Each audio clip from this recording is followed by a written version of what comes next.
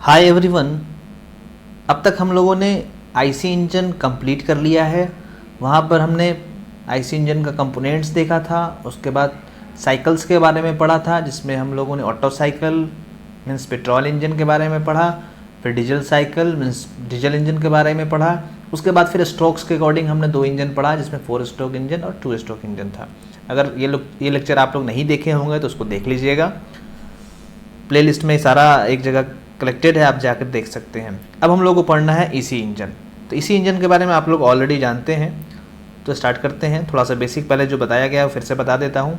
EC engine मतलब होता है एक्सटर्नल कंबशन इंजन, मतलब कंबशन जो हो रहा है वो एक्सटर्नल हो रहा है, वो इंजन के अंदर नहीं हो रहा है। मतलब ऐसा इंजन जहाँ पर कंबशन जो हो रहा है वो सिलेंडर के, वो किसी भी इनसाइड इंजन नहीं हो रहा है, वो अलग जगह पर अलग स्पेस पर हो रहा है। मतलब कंबशन और जो एक्सपेंशन होता है वो अलग अलग डिफरेंट प्लेस पर हो रहा है। वही लिखा हुआ है, an external combustion engine uses a working fluid, either a liquid or gas or both, that is heated by a fuel burned outside the engine। जो फ्यूल बर्न होता है इसमें वो कहीं दूसरे जगह पर, दूसरे प्लेस पर, ऐसा नहीं बहुत ज़्यादा डिस्टेंस पर हो रहा है, कहीं बगल वाले चेंबर में, बगल वाले स्पेस पर कहीं पर हो रहा है। और एक्सपेंशन जो होता है वो कहीं अलग जगह पर होता है, तो उसको हम लोग बोल देते हैं एक्सटर्नल कंबशन इंजन।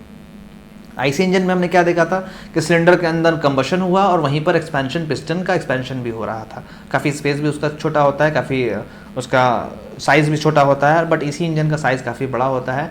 एक्सपेंशन के लिए अलग प्लेस होता है, कंबशन के लिए अलग प्लेस होता है, फिर कंप्रेशन के लिए अलग होता है, इस टाइप से वहाँ पर होता है। हीट एडिशन के लिए अलग होता है, ये हमने वहाँ पर अभी देखेंगे आगे हम लोग। तो ये इसी इंजन हो जाता है। इसका यूज़ कहाँ करते हैं आपको ऑलरेडी बताया है। यूज़ इसका हम लोग पावर प्लांट में, जो थर्मल पावर प्लांट होता है जहाँ से इलेक्ट्रिसिटी प्रोड्यूस होता है वहाँ पर करते हैं। जैसे एनटीपीसी हो गया, ये सब थर्मल पावर प्लांट है, यहाँ पर हम लोग इसका यूज़ करते हैं थर्मल पावर प्लांट में। फिर गैस टरबाइन पावर प्लांट है जहाँ पर गैस का यूज़ करके हम लोग पावर का जनरेशन करते हैं, उसको गैस टरबाइन पावर प्लांट बोलते हैं। और थर्मल पावर प्लांट में हम लोग स्टीम का यूज़ करके करते हैं। तो आगे हम लोग देखेंगे अभी थर्मल पावर प्लांट क्या होता है।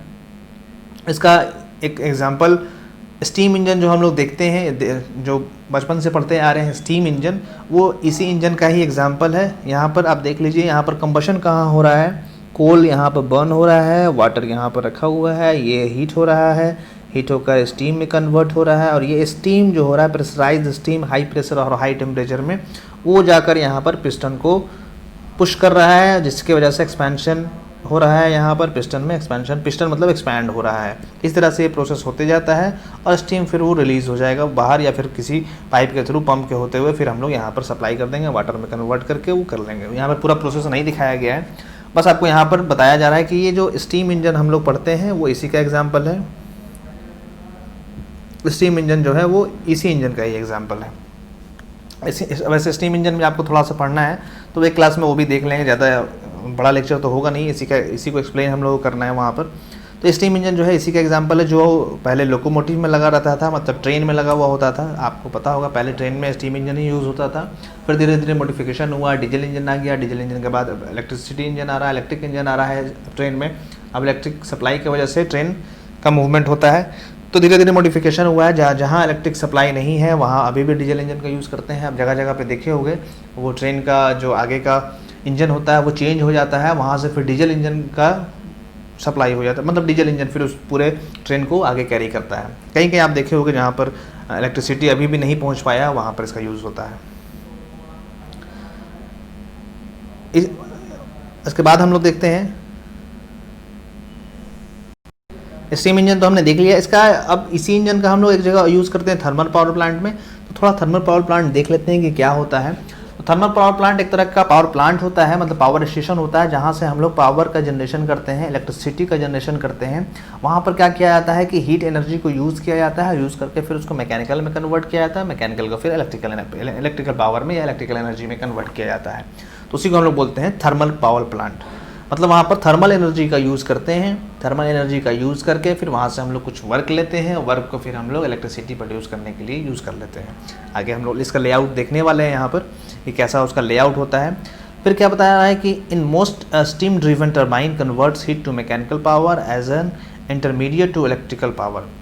अभी आपको बताया कि क्या होता है, यहाँ पर कोल का बर्निंग होता है, कोल बर्न हुआ, कोल बर्न होकर क्या हुआ कि जो वाटर था, वाटर को स्टीम में कन्वर्ट कर लिया। अब इस स्टीम की वजह से हम लोग टरबाइन को रोटेट कराते हैं। टरबाइन को रोटेट करा कर क्या हुआ, शाफ्ट पर हम लोग को वर्क मिल जाता है। वर्क मिलने के बाद इस शाफ्ट को हम लोग अल्टरनेटर से लगा देते हैं, अटैच कर देते हैं, जिससे हम लोग को इलेक्ट्रिक सप्लाई मिल जाता है। आगे हम लोग पूरा अभी फंक्शन देखने वाले हैं। ये थर्मल पावर प्लांट का मतलब बताया जा रहा है कि क्या क्या होता है इसमें। फिर इसका लेआउट देखेंगे तो आपको क्लियर समझ में आ जाएगा कैसे होता है। वही बोल रहा था, a steam driven turbine converts heat to mechanical power. जो स्टीम होता है, स्टीम की वजह से टरबाइन जो होता है वो रोटेट होता है। रोटेट होकर टरबाइन से हम लोग को मैकेनिकल पावर मिलता है। इस मैकेनिकल पावर का यूज़ करके हम लोग फिर इलेक्ट्रिकल पावर जनरेट करते हैं। उसके बाद बोल रहा है, water is heated turns into steam and drives at steam turbine which drives an electrical generator. वही चीज़ है, वाटर को हम लोग हीट किए, हीट करके उसको स्टीम में कन्वर्ट कर लिए। कन्वर्ट करने के बाद उस स्टीम को सप्लाई करके हम लोग टरबाइन पर सप्लाई किए। टरबाइन जिसके वजह से हाई वेलोसिटी, हाई प्रेशर होने की वजह से टरबाइन रोटेट हुआ। रोटेट होने के बाद इलेक्ट्रिकल एनर्जी मिलने लगा। अब ये सब जो टर्म आ रहा है, टरबाइन और भी आपको आगे मिलेगा, बॉयलर, वो सब आगे हम लोग अभी देखेंगे। और उसको 1 बाय 1 लेक्चर भी लेंगे हम लोग कि टरबाइन क्या होता है, स्टीम टरबाइन क्या होता है, वाटर को हीट कैसे करते हैं, वहाँ पर स्टीम सप्लाई हुआ, टरबाइन से निकला, टरबाइन से निकलने के बाद वो कहाँ जाता है, इलेक्ट्रिकल जनरेटर क्या होता है, वो सब हम लोग आगे अभी देखेंगे। आगे देख लेते हैं। उसके बाद after it passes through the turbine the steam is condense in the condenser and is cycle to where it was heated. उसके बाद क्या बोल रहा है कि ये टरबाइन से जैसे ही पास होता है स्टीम को क्या किया जाता है, कंडेंस कर लिया जाता है। कंडेंस मतलब उसको उसमें से हीट को निकाल लिया जाता है, हीट को एक्सट्रैक्ट कर लिया जाता है, हीट को रिलीज कर लिया जाता है, उसको फिर वाटर में कन्वर्ट कर लिया जाता है, कंडेंसर में कंडेंस करके recycle to where it was heated. फिर से उसको मतलब जहाँ पर उसको हीट किया गया था फिर से उसको भेज दिया जाता है। जब तक लेआउट आप लोग नहीं देखेंगे तो क्लियर नहीं समझ पाएंगे, तो हम लोग लेआउट देख लेते हैं कैसा होता है इसका। सबसे पहले आपने देखा यहाँ पर कि हम लोग स्टीम, वाटर हुआ, वाटर को हमने हीट किया, हीट करके स्टीम में कन्वर्ट कर दिया।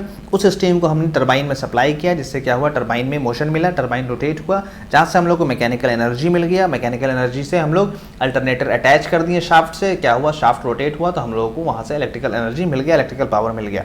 अब जो टरबाइन में स्टीम इन किया था वो क्या हुआ, उसका एनर्जी थोड़ा सा रिड्यूस होगा, बिकॉज वहाँ पर कुछ एनर्जी मैकेनिकल में चला जाएगा, थोड़ा बहुत उसके पास एनर्जी जो होगा वो कंडेंसर में आकर वो कंडेंस हो जाएगा। कंडेंस होकर फिर क्या होगा कि वो पंप के थ्रू होते हुए फिर से जहाँ पर हीट किया गया था फिर वहाँ चला जाता है वो। तो हम लोग देखेंगे आगे। अभी पहले साइकिल देख लेते हैं जो पावर प्लांट होता है, क्योंकि किसी न किसी साइकिल पे ये तो वर्क करेगा ही करेगा। तो पावर प्लांट जो होता है वो भी एक साइकिल पे वर्क करता है, जिसका नाम है रैंकाइन साइकिल। आपको याद रखना है, आप लोग इलेक्ट्रिकल हो या मैकेनिकल के स्टूडेंट हो, ये सबको याद रखना है कि पावर प्लांट जो होता है वो किस पर वर्क करता है। तो रैंकाइन साइकिल पे वर्क करता है, जो स्टीम पावर प्लांट है, जो स्टीम पर काम करता है, जहाँ पर हम लोग वाटर को हीट करके स्टीम में कन्वर्ट करते हैं, कन्वर्ट करके फिर हम लोग वहाँ पर उसका यूज़ करते हैं मैकेनिकल एनर्जी ऑब्टेन करने में। फिर मैकेनिकल एनर्जी से हम लोग इलेक्ट्रिकल एनर्जी गेन करते हैं। ये रैंकाइन साइकिल पे वर्क करता है। अब ये रैंकाइन साइकिल है तो यहाँ पर भी 4 प्रोसेस पे वर्क करेगा। जैसे हमने पढ़ा था, कोई भी साइकिल होता है तो उसमें 4 प्रोसेस होता ही होता है। वर्क सबसे पहले हम लोग क्या करते हैं, सबसे पहले कंप्रेशन करते हैं। तो यहाँ पर हम लोग एडिशन से बात कर रहे हैं, या आप स्टार्ट कंप्रेशन से भी कर सकते हो कि हम लोग सबसे पहले हीट एडिशन कंप्रेशन करेंगे। सॉरी, यहाँ सबसे पहले हम लोग आइसेंट्रोपिक कंप्रेशन करेंगे, उसके बाद हीट एडिशन करेंगे, हीट एडिशन करने के बाद एक्सपेंशन करेंगे, एक्सपेंशन के बाद कंडेंसेशन करेंगे। तो वहाँ पर हमने हीट रिजेक्शन पढ़ा था, तो यहाँ पर इसको स्टीम के टर्म में हम लोग कंडेंस बोलते हैं। वहाँ पर डायरेक्टली हम लोग हीट को रिलीज़ कर देते थे एटमॉस्फेयर में। तो प्रोसेस देख लेते हैं, different process. Heat addition at constant pressure, सबसे पहले हीट एडिशन कर दिया गया। प्रोसेस आप सीरियल वाइज चेंज कर सकते हो, यहाँ पर मैं समझाने के लिए यहाँ पर बता दे रहा हूँ। Heat addition at constant pressure, उसके बाद एडियाबैटिक एक्सपेंशन, एडियाबैटिक एक्सपेंशन के बाद heat rejection at constant pressure, उसके बाद एडियाबैटिक कंप्रेशन। तो यहाँ पर कैसे कैसे हो रहा है आप देखिए यहाँ पर। जनरली स्टीम जो पावर प्लांट होता है, स्टीम पावर प्लांट में जो हम लोग प्रोसेस के बारे में बात करते हैं वो हम लोग हीट एडिशन से ही बात करते हैं, मतलब बॉयलर से बात करते हैं। आगे हम लोग देखेंगे वो समझाते टाइम जब लेआउट इसके बाद वाले स्लाइड में लेआउट देखने वाले हैं। तो सबसे पहले हम लोग बॉयलर से ही बात करते हैं, तो इसी में हम लोग हीट का एडिशन करते हैं। ये जो फर्स्ट प्रोसेस है उसमें heat addition at constant pressure, मतलब यहाँ पर वाटर था, वाटर में हमने क्या किया, हीट ऐड किया, मतलब वहाँ पर कोल का बर्निंग किया। बर्निंग करने के बाद जो वाटर था उसको हीट सप्लाई किया, उसमें हीट सप्लाई से वो क्या हुआ, स्टीम में कन्वर्ट हो गया। ये स्टीम में कन्वर्ट हो गया। अब इस स्टीम का सप्लाई हम लोग क्या करना है, इस स्टीम को हम लोग, जिसका प्रेशर और टेम्परेचर काफ़ी हाई हो गया, इसको हम सप्लाई कर देंगे एक्सपेंशन करने के लिए, मतलब टरबाइन में। एडियाबैटिक एक्सपेंशन, एक्सपेंशन कहाँ होता है, ये टरबाइन में होता है। आगे सब आपको नज़र आने वाला है। ये हो गया बॉयलर, बॉयलर में हीट एडिशन होगा कांस्टेंट प्रेशर पर, टरबाइन में आपको एक्सपेंशन होगा। अब आ गया थर्ड पे, अब एक्सपेंशन हो गया। एक्सपेंशन होने के बाद जो स्टीम वहाँ पर था, कुछ स्टीम थोड़ा बहुत हो सकता है वाटर में कन्वर्ट हो जाएगा, या फिर लो प्रेशर स्टीम रहेगा, उसका प्रेशर काफ़ी कम रहेगा, उसको हम लोग क्या करेंगे, कंडेंस कर लेंगे कंडेंसर में। कंडेंसर है, कंडेंसर में हम लोग कंडेंस कर लेंगे, मतलब जो भी उसके पास हीट होगा, मतलब जो स्टीम के फॉर्म में होगा, वहाँ से हम लोग हीट को एक्सट्रैक्ट कर लेंगे, हीट को वहाँ निकाल लेंगे। हीट को निकाल कर हम लोग क्या करेंगे, उसको फिर से वाटर में कन्वर्ट कर देंगे। अब वाटर में कन्वर्ट हो गया वो, जिसका प्रेशर काफ़ी कम था, तो उसको क्या किए, फिर से हम लोग एडियाबैटिक कंप्रेशन के लिए रैंकाइन साइकिल में, थर्मल पावर प्लांट में हम लोग पंप का यूज़ करते हैं, क्योंकि वाटर है तो वाटर को पंप करने के लिए, वाटर का प्रेशर को इंक्रीज़ करने के लिए हम लोग पंप का यूज़ करते हैं। वाटर को तो हम लोग कंप्रेस नहीं कर पाएंगे, बट वाटर का प्रेशर इंक्रीज़ कर सकते हैं, तो प्रेशर को इंक्रीज़ करने के लिए हम लोग पंप का यूज़ करते हैं। तो यहाँ पर आपको 4 एलिमेंट यूज़ किया जाता है, बॉयलर हो गया, फिर यहाँ पर टरबाइन हो गया, कंडेंसर हो गया, पंप हो गया, और 4 प्रोसेसेस भी है। फर्स्ट प्रोसेस हमने देखा यहाँ पर heat addition at constant pressure, जो कि बॉयलर में होता है। उसके बाद स्टीम में कन्वर्ट हो गया, वो कन्वर्ट होने के बाद टरबाइन में इन किया, टरबाइन में इन किया तो वहाँ पर एडियाबैटिक एक्सपेंशन हो गया। एडियाबैटिक एक्सपेंशन मतलब जहाँ पर हीट का लॉस सराउंडिंग में नहीं हो रहा है। आइडियल कंडीशन में हम लोग बात करते हैं कि हीट का लॉस सराउंडिंग में नहीं हो रहा है। उसके बाद heat rejection at constant pressure, जो भी स्टीम वहाँ से टरबाइन से निकला था, उसको क्या किया हमने, कंडेंसर में सप्लाई कर दिया। कंडेंसर वो क्या किया, हीट को रिलीज़ कर दिया एटमॉस्फेयर में, या फिर जहाँ पर भी हमें हीट निकालना था वो निकाल लिया हमने। उसके बाद वो वाटर में कन्वर्ट हो गया स्टीम, वाटर में कन्वर्ट होने के बाद फिर से हमने उसको पंप में सप्लाई कर दिया। पंप क्या किया, उसका प्रेशर को इंक्रीज़ कर दिया। इंक्रीज़ करने के बाद फिर हमने उसको फिर से बॉयलर में सप्लाई कर दिया। फिर से प्रोसेस रिपीट हो जाएगा, क्योंकि एक साइकिल फॉर्म में होता है, तो प्रोसेस फिर से रिपीट हो जाएगा। अब आगे इसका हम लोग देख लेते हैं, इसका ग्राफ जो पीवी डायग्राम होता है या टीएस डायग्राम होता है वो हम लोग देख लेते हैं। यहाँ पर टीएस मतलब क्या होता है, टेम्परेचर, और एस मतलब होता है यहाँ पर इंट्रोपी। हो सकता है आप इंट्रोपी के बारे में नहीं जान रहे हो, तो आप उसको ध्यान नहीं दो, बस यहाँ पर ये ग्राफ इसका यूज़ करते हैं। तो डिटेल में, क्योंकि इंट्रोपी फिर पढ़ाने में टाइम लगेगा, इंट्रोपी में कैसे कैसे होता है वो हम लोग अभी यहाँ पर समझना आपके लिए मुश्किल है। अब देख लो 4 प्रोसेस हमने देखा। हीट एडिशन हुआ तो हीट एडिशन कांस्टेंट प्रेशर पर हो गया, तो यहाँ पर हॉरिजॉन्टल लाइन हो जाता है। एक्सपेंशन पर होता है, एक्सपेंशन हो रहा है तो एक्सपेंशन के बाद एडियाबैटिक होता है, तो वहाँ पर एंट्रोपी कांस्टेंट हो जाता है। उसी तरह से हीट रिजेक्शन हो रहा है, heat rejection at constant pressure, but यहाँ पर फेज चेंज हो रहा है, तो यहाँ पर भी टेम्परेचर सेम हो जाता है। और फिर पंपिंग कर रहे हैं तो उसका प्रेशर इंक्रीज़ हो रहा है, तो प्रेशर इंक्रीज़ हो रहा है तो टेम्परेचर भी इंक्रीज़ करेगा, और इंक्रीज़ करके यहाँ पर आ जाता है। वो हीट एडिशन का ये ऊपर वाला लाइन टोटल होता है। वो सब आप डिटेल में आपको जब पढ़ना होगा, अलग से power plant, thermal power plant, उसमें न्यूमेरिकल हम लोग सॉल्व करेंगे अगर, तो वहाँ पर आप देखिएगा। यहाँ पर बस आपको थ्योरेटिकली यहाँ पर समझा दिया जा रहा है, ऐसा रफली होता है। अब कंपोनेंट्स हम लोग देख लेंगे इसका, कि इसी इंजन में जो अभी हम लोग कंपोनेंट्स के बारे में बात कर रहे थे, जो प्रोसेसेस हमने देखा और बताया कि ये डिफरेंट प्रोसेस डिफरेंट कंपोनेंट्स के अंदर होते हैं, तो वो कंपोनेंट्स हम लोग 1 बाय 1 देख लेते हैं कि क्या क्या होता है, बिकॉज इसके बारे में आपको 1 बाय 1 पढ़ना भी है। तो अभी फिलहाल हम लोग यहाँ पर कंबाइन देख रहे हैं, फिर इसको 1 बाय 1 डिटेल में उसका कुछ टाइप्स भी आपको पढ़ना है, तो वो टाइप्स भी हम लोग देख लेंगे। तो देख लेते हैं यहाँ पर, ये क्या है, बॉयलर है ये। यहाँ पर देख रहे हैं आप, यहाँ पर फ्यूल बर्न हो रहा है या कोल बर्न हो रहा है। यहाँ पर वाटर है, वाटर क्या हो रहा है, ये स्टीम में कन्वर्ट हो रहा है। यहाँ पर ये वाटर है, वाटर स्टीम में कन्वर्ट हो रहा है। यहाँ पर आप देखिए हीट का एडिशन हो रहा है, एडिशन हो रहा है हीट का। तो बॉयलर का यूज़ क्या किया जाता है, बॉयलर का यूज़ आपको वाटर को स्टीम में कन्वर्ट करने के लिए या हाई टेम्परेचर में कन्वर्ट करने के लिए, मतलब एनर्जी उसमें सप्लाई, हीट को सप्लाई करने के लिए हम लोग बॉयलर यूज़ करते हैं, जिसका काम क्या होता है, हीट को एडिशन करवाना होता है। मतलब जो भी वहाँ पर होगा, आपको वाटर है तो वाटर में हीट एडिशन हुआ, वो स्टीम में कन्वर्ट हो जाएगा, और उसका प्रेशर भी बहुत हाई हो जाता है। स्टीम जो रहता है लेकिन बहुत हाई प्रेशर में रहता है वो। उसके बाद फिर क्या होता है, यहाँ से स्टीम होते हुए, सप्लाई होते हुए यहाँ पर टरबाइन में जाता है। टरबाइन का ये सिंबल है, ऐसे करके टरबाइन को हम लोग रिप्रेजेंट करते हैं। ये टरबाइन है। टरबाइन का भी टाइप हम लोग जब टरबाइन पढ़ेंगे तो डिटेल में देखेंगे। अब छोटा छोटा टॉपिक बचा हुआ है आपका, टरबाइन हम लोग डिटेल में वहाँ देखेंगे।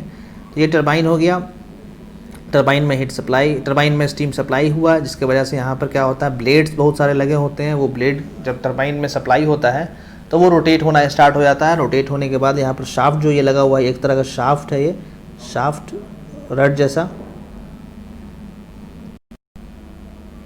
ये शाफ्ट है तो क्या होगा, टरबाइन पर जब स्टीम स्ट्राइक करेगा, ये स्टीम जो होगा हाई प्रेशर के साथ जब इन करेगा तो वो क्या होगा, ब्लेड पर स्ट्राइक करेगा तो ये रोटेट होना स्टार्ट हो जाएगा, रोटेशन इसमें हो जाएगा, घूमने लगेगा, इसमें रोटेशनल एनर्जी आ जाएगा, वही मैकेनिकल एनर्जी मतलब हो गया। और टरबाइन का थोड़ा सा, और जो स्टीम आया उसका प्रेशर थोड़ा सा कम होते हुए वो स्टीम बाहर आ जाएगा, मतलब उसका प्रेशर रिड्यूस हो जाता है, मतलब जो भी एनर्जी था वो मैक्सिमम चला गया मैकेनिकल वर्क मतलब रोटेशनल एनर्जी में, और कुछ एनर्जी उसके साथ बाहर में वेस्ट हो गया, बाहर में मतलब यहाँ आ गया, और उसको फिर हमने कंडेंसर में सप्लाई कर देना है। तो कंडेंसर तक हम लोग आगे फिर देखेंगे। यहाँ पर क्या हुआ, शाफ्ट यहाँ पर है, शाफ्ट रोटेट हो रहा है तो उसको हमने यहाँ पर अल्टरनेटर लगा दिया, वही लिखा हुआ है जनरेटर, जिसको अल्टरनेटर भी आप बोल सकते हैं, अल्टरनेटर हम लोग लगा दें यहाँ पर। जैसे आप देखे होंगे जो जनरेटर होता है वहाँ पर क्या होता है, एक डीजल इंजन के साथ अल्टरनेटर कनेक्टेड होता है। जब डीजल इंजन रोटेशन एनर्जी देता है, उसी एनर्जी को हम लोग अल्टरनेटर में सप्लाई कर देते हैं, अल्टरनेटर में सप्लाई करते हैं तो वहाँ से हम लोग फिर इलेक्ट्रिकल एनर्जी गेन कर पाते हैं। तो उसी तरह से वहाँ पर बहुत बड़ा सा अल्टरनेटर लगा हुआ होता है, जो टरबाइन से हम लोग एनर्जी मिलता है उसको हम लोग अल्टरनेटर में सप्लाई करते हैं, और वहाँ से फिर हम लोग को पावर जनरेट होता है, इलेक्ट्रिकल एनर्जी जनरेट होता है। ये तो इलेक्ट्रिकल एनर्जी हम लोग यहाँ पर गेन हो गया। यहाँ पर जो टरबाइन से स्टीम आया था थोड़ा लो प्रेशर पर, वो कंडेंसर में आया। कंडेंसर एक तरह का हीट एक्सचेंजर होता है, हीट को एक्सचेंज करता है वो, और हीट को एक्सचेंज करके वो सप्लाई कर देता है, मतलब वहाँ पर कुछ कूलिंग एलिमेंट सप्लाई कर दिए, जिससे क्या हुआ, वहाँ उसमें जो हीट था वो बाहर आ गया, बाहर आकर उसका जहाँ यूज़ करना है कर ली, या वेस्ट हो गया तो उसको वेस्ट कर लेते हैं। एक्सचेंजर, हीट एक्सचेंजर हो गया। अब ये कंडेंसर है, एक तरह का हीट एक्सचेंजर है जो हीट को एक्सचेंज करता है, हीट वहाँ से एक्सट्रैक्ट कर लेता है। तो जो भी स्टीम था वो कंडेंस होकर वाटर में कन्वर्ट हो गया, वाटर में कन्वर्ट हुआ, नॉर्मल उसका प्रेशर रहा था, बहुत ज़्यादा प्रेशर नहीं रहा, नॉर्मल प्रेशर पर वो, फिर उसको हम लोग पंप पे सप्लाई कर देते हैं। पंप पे सप्लाई करने से क्या होता है कि उसका प्रेशर थोड़ा सा इंक्रीज़ हो जाता है, और फिर वो बॉयलर में इन करता है। जैसे ये पंप है, पंप का काम क्या होता है, पंप का काम प्रेशर को इंक्रीज़ करना होता है, जो भी वाटर उसमें था वाटर का प्रेशर को इंक्रीज़ कर देगा, और प्रेशर इंक्रीज़ होगा तो टेम्परेचर भी जाहिर सी बात है थोड़ा सा इंक्रीज़ हो ही जाएगा, प्रेशर इंक्रीज़ होगा, फिर वो वाटर, हाई प्रेशर वाटर जो होगा वो फिर यहाँ पर बॉयलर पे इन कर जाएगा, बॉयलर पे इन करेगा तो फिर यहाँ पर फिर से सेम प्रोसेस हो जाएगा। फ्यूल बर्न हुआ, बॉयलर में स्टीम को कन्वर्ट किया, वो वाटर को कन्वर्ट किया स्टीम में, और कन्वर्ट हुआ तो उसका प्रेशर और टेम्परेचर भी हाई होता गया, फिर उस हाई प्रेशर और टेम्परेचर को फिर हम सप्लाई कर देते हैं टरबाइन में। तो ये साइकिल होते रहता है, इस साइकिल को हम लोग रैंकाइन साइकिल बोलते हैं। कंपोनेंट्स हमने देख लिया, ये कंटिन्यूसली होते रहता है और पावर हम लोग को मिलते रहता है, जनरेट होते रहता है। ये हमने इसी इंजन का मेन वर्किंग देख लिया है, कैसे कैसे कंपोनेंट्स लगे होते हैं, किसके बाद क्या लगा होता है, जैसे जैसे अरेंजमेंट है वैसा ही होगा। हीट एडिशन, एक्सपेंशन के बाद कंडेंसर, कंडेंसर के बाद पंप, ये सब लगे होते हैं यहाँ पर। तो आपको जो सिलेबस में पढ़ना है, ये तो इसी इंजन पढ़ना ही था। अब आपको जो कंपोनेंट्स पढ़ना है वो बॉयलर पढ़ लेना है, बॉयलर का टाइप पढ़ लेना है, फिर टरबाइन पढ़ लेना है, टरबाइन का टाइप पढ़ लेना है, और पंप पढ़ लेना है, पंप का टाइप पढ़ लेना है। कंडेंसर के बारे में आपको नहीं पढ़ना है, जो इलेक्ट्रिकल वाला सिलेबस में आपका दिया हुआ है। तो ये आप देख लीजिएगा, यहाँ पर आपको 1 बाय 1 पढ़ा दिया जाएगा ये सब। और उसके बाद एक और सिलेबस में आपको दिया हुआ है एयर कंप्रेसर, तो एयर कंप्रेसर भी हम लोग देख लेंगे। एयर कंप्रेसर क्या होता है, वो यहाँ पर यूज़ नहीं होता है, थर्मल पावर प्लांट में यूज़ नहीं होता है, तो एयर कंप्रेसर अलग से हम लोग देख लेंगे। तो यही कंपोनेंट इसमें होते हैं, एक बार नाम आप देख लीजिए, यहाँ पर 1 बाय 1 लिखा हुआ है, बॉयलर, टरबाइन, कंडेंसर, पंप। अब देख लेते हैं इसका थोड़ा सा अलग इमेज के फॉर्म में, यहाँ पर कैसे कैसे हो रहा है ये आप देख लीजिए।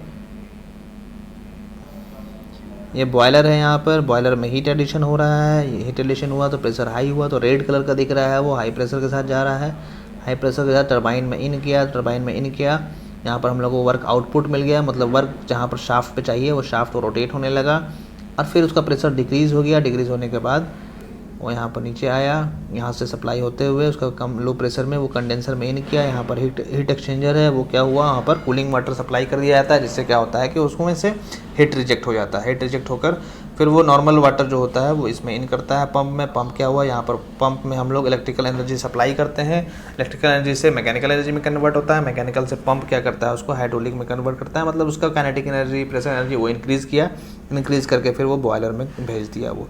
अब बॉयलर में भेजा तो बॉयलर फिर से वही काम करेगा, हीट को ऐड करेगा, हीट को ऐड करके फिर उसको सप्लाई करेगा टरबाइन में। सेम प्रोसेस फिर वर्क होगा। यहाँ पर हम लोग को वर्क आउटपुट होता है, वर्क आउट होता है, और यहाँ पर वर्क इनपुट करना पड़ता है। पंप को चलाने के लिए आपको ऐसे भी पता होगा, घरों में भी आप पंप चलाते हैं तो वर्क इन देते हैं, वहाँ पर वर्क सप्लाई देते हैं इलेक्ट्रिकल एनर्जी के फॉर्म में, वहाँ पर स्विच प्रेस करते हैं, electrical energy, mechanical energy motor में जाता है, मोटर फिर उसको पंप में कन्वर्ट कर देता है, मोटर उसको मैकेनिकल को फिर पंप में सप्लाई करता है, और पंप क्या करता है हाइड्रोलिक एनर्जी में कन्वर्ट कर देता है। ये हमने देख लिया इसी इंजन का वर्किंग। इससे रिलेटेड कुछ डाउट होगा तो आप पूछ सकते हैं। वीडियो कहीं पर स्टॉप करते हैं। वीडियो से रिलेटेड कुछ डाउट होगा तो आप VCS पर भी, वीडियो से रिलेटेड कुछ डाउट होगा तो आप टेलीग्राम ऐप डाउनलोड करके वहाँ इंजीनियर साहब ग्रुप ज्वाइन कर सकते हैं, या फेसबुक पेज है वहाँ पर भी आप मैसेज का ऑप्शन दे सकते हैं। दोनों का लिंक डिस्क्रिप्शन में प्रोवाइड किया हुआ है। वीडियो को देखने के बाद लाइक और शेयर ज़रूर कीजिएगा और चैनल को सब्सक्राइब भी ज़रूर कीजिएगा। Thank you so much.